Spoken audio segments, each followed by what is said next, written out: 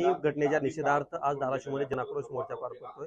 आपल्यासोबत संतोष देशमुख यांची मुलगी वैभवी आहे। मला सांग, जवळपास घटनेला महिना उलटून गेलेला आहे। तुम्हाला रस्त्यावर उतरून कुठेतरी संघर्ष करावा लागतो। आज तुम्ही इथं मोर्चासाठी आलेले आहेस, तू काय भावना काय आहेत? भावना ह्याच आहेत की आम्ही न्याय मागतोय, आम्हाला न्याय द्या। आणि जे आज लोक रस्त्यावर येत आहेत तो त्यांचा आक्रोश, हा जो आक्रोश आहे तो भावनेचा आक्रोश आहे। ते सुद्धा यातून न्याय मागतायत। सर्वांची एकच मागणी आहे की आम्हाला न्याय द्या। पोलीस तपासात कुठेतरी सहकार्य करीत नाहीत असं तुझं म्हणणं आहे। काय नेमकं पोलिसांकडे माहिती मागितली होती, काय त्यांनी दिलेलं नाही, काय नेमकं तो काय विषय?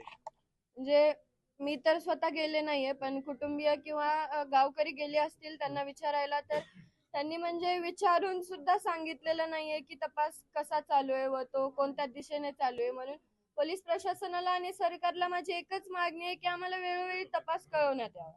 सध्या जो तपास सुरू आहे त्याच्यावरती म्हणजे देशमुख कुटुंबीय म्हणून तू जी आहे ते समाधानी आहेत का तुम्ही कुटुंबियासोबत?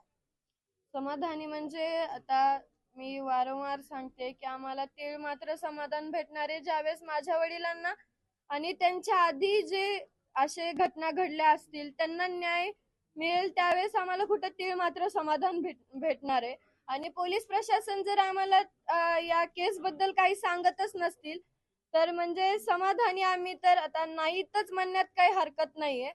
पण माझी एकच विनंती आहे पोलीस प्रशासनाला आणि सरकारला, त्यांनी आम्हाला हा तपास वेळोवेळी कळवण्यात यावा।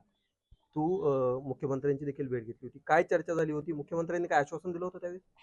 आश्वासन त्यांनी सुद्धा म्हणजे आश्वासन शब्द एकच त्यांनी आम्हाला सांगितले की आम्ही म्हणजे न्याय मिळूच तर म्हणजे तुम्हाला न्याय मिळेलच आणि एक ना एक जो आरोपी असेल त्याला कठोरात कठोर शिक्षाही होईल।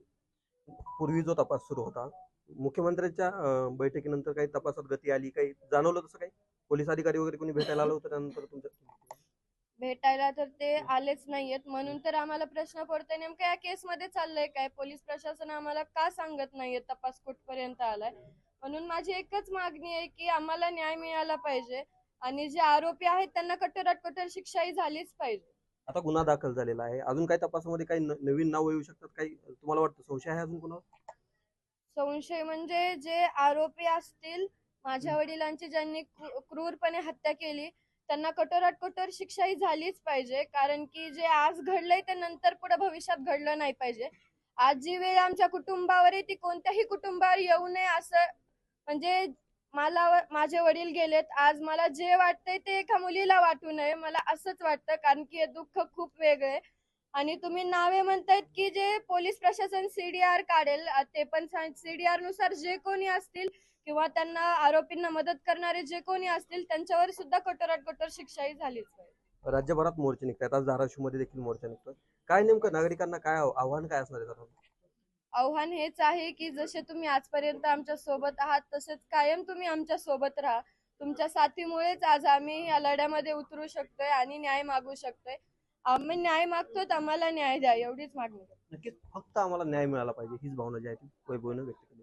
ओंकार कुलकर्णी, लोकशाही मराठी, धाराशिव।